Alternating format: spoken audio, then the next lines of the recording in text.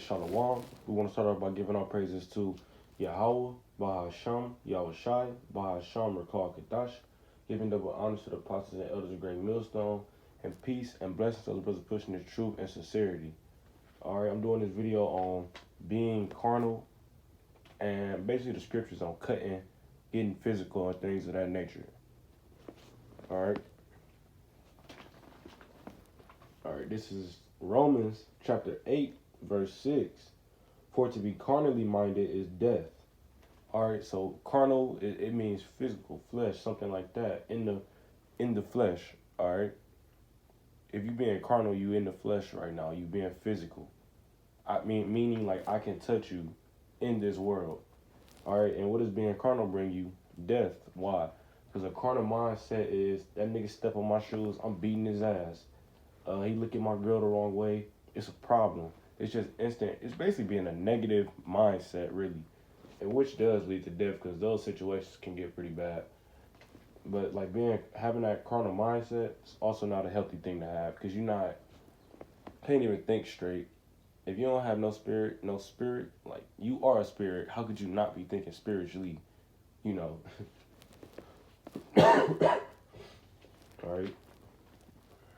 It says, but to be spiritually minded is life and peace. Because why spiritually minded mean you think in these scriptures? This is the spirit right here that you should be in, bro. Like, when you don't even gotta think of the scripture, the moral of that scripture pop in your head, you way safer, period.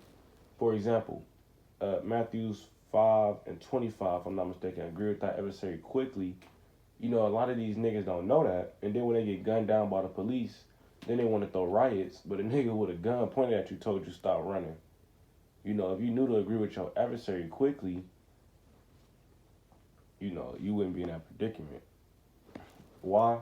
Because 1 Peter chapter 5, verse 8 say, be sober, be vigilant, because your adversary, the devil, is looking to whom he may consume.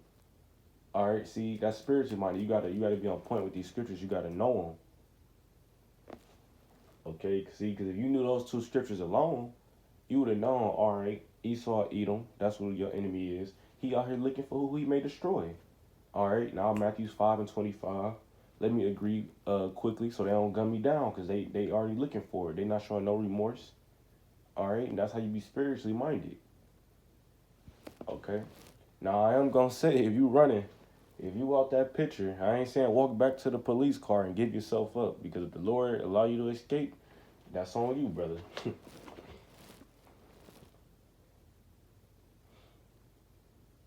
All right, it say verse 7, because the carnal mind is enmity against Yahweh, for it is not subject to the law, neither indeed can be. All right, so basically that's going against the Lord, being carnal mindset. There's nowhere in the scriptures where it tell you to have just a complete carnal-ass mindset. Now, war, things like that, that's understandable, but still in war, you don't have a complete carnal mindset. You still got to think. When you in a fight, you shouldn't just go out there and just start swinging crazy. It's actual combat rules to things like that. So you don't want to just go out there, have this carnal mindset and just go crazy. That's carnally minded. All right, but this is 2 Corinthians chapter 10, verse 4. For the weapons of our warfare are not carnal, but mighty through Yahweh to pulling down of strongholds. All right, so we don't got to get carnal to put on these strongholds. We got the Lord on our side. You know, because like I said, 1 Peter chapter 5, verse 8, our adversary, the devil, looking for who he may consume. And what is his blessing? The sword, according to, if I'm not mistaken, Genesis 27:40. All right, correct me if I'm wrong, but if I'm not mistaken, Genesis 27:40. His blessing is the sword. Why would you fight somebody who blessing is the sword and our blessing is being spiritual? That's like a soccer player coming up to LeBron, like, let's play one-on-one in basketball. Well, who you think was going to win? You know, you got to fight your battles in your strong suit. You got to be in your environment. You fight your battles how you want to fight them, not how your enemy want to fight them. All right, because Esau gonna want to get carnal. Because in this society, he only gonna get about a year, which is gonna turn into 5 months in probation, as to where your ass getting 5 to 7 years, max security. He not really taking a loss because he also got about 500,000 in the bank. You can't afford a lawyer. So at the end of the day, you getting carnal, but who taking the biggest loss after that fight? That's another reason why you should try to keep a spiritual mindset. Plus, it said right here, our weapons of warfare are not carnal. So who is that talking about? The Israelites. Yeah, we got the bigger bodies. Yeah, we stronger and all that, but our blessing is being spiritual. Cause this ain't the ancient world where we got a literal sword and stuff like that. This nigga Esau got some weapons on here, some heat-seeking bullets. Yeah, go ahead and try to fight that, and we'll see who come out. All right. Now this is Titus, chapter 3, verse 2. To speak evil of no man. All right, that's a part of being spiritually minded. If you don't speak evil of no man, you cutting the bullshit right there from the beginning. He don't have no reason to test you. You don't have no reason to test him. Just stay to yourself, basically. Don't speak no evil of him. All right, I remember it was a time, not me personally, but a brother was telling people, like, once they got into an argument, the Lord gonna kill you and your family, nigga. You can't expect somebody to just walk away calmly from that. I know if I was a nigga in the world and I heard that, I'd probably beat your ass on sight. Because why? A nigga in the world don't know these scriptures. He ain't hear you just say, the Lord gonna kill you and your family. He heard you say it, nigga. From a nigga point of view, he heard you say it. So they taking that threat as of you. But that's just an example of just speaking evil to no man, Especially them curses.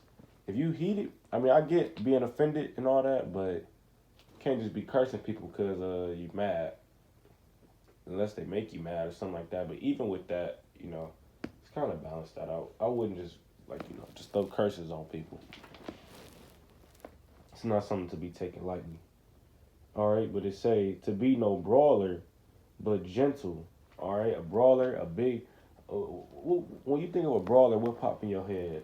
A big-ass WWE wrestler or a big-ass army sergeant, something like that. Somebody that get physical, a boxer, something like that. You don't want to be no brawler. For one, just a key example, look at these boxers. After about 20 years, they fucked up. Okay, that's just a smaller scale of looking at it. When you get even deeper with it, a brawler, they don't live like happy lives. Somebody who just always ready to fight, usually that's somebody that's dealing with some problems at home or something anyways. Somebody that just don't give a fuck. All right, so that's going against the scriptures right there, bro. You gotta have that spiritual mindset. It's gotta be set in you, like a stone, like a anchor to a ship. It's gotta hold you down. That spiritual mindset. You can't say I got that spiritual mindset. The next minute, you the one starting the fight. It's a difference. You can't fight, but it's a difference in starting it and finishing it. Okay, what's the rest of that verse? And shewing all meekness unto all men. All right, meekness, it means a couple other things, but what I'm referring to would be, what the scripture referring to would be humble. Okay, it's got a couple other definitions, but I'm going to just stick with humble. Being humble, it can be considered turning that other cheek. Just like the police, when if the police was to smack you or spit on you, you would have to turn the other cheek, right? Okay. So if a nigga do it in the street, I ain't saying you gotta turn the other cheek, but be aware of your surroundings. That nigga that just slapped you or spit on you don't know what he got behind the scenes, what he got in his pocket. You don't know who with him at that moment. You don't know if they're around you. That's the thing. You can't, in the heat of that moment, you can't be angry. You gotta say spiritual. Like I said, I'm gonna say this: if a nigga spit on you or slap you, I ain't saying you gotta turn the other cheek, but be aware of your surroundings, because you don't know why he feel that comfortable. All right. Yeah, that's it. All right, but with that, I'm gonna give all praises to Yahweh, Bahasham, Yahushai, Bahasham, Rakal Kadash, giving double honor to the apostles and elders of Great Millstone. And peace and blessings, brothers, pushing this truth in sincerity and abide but boil.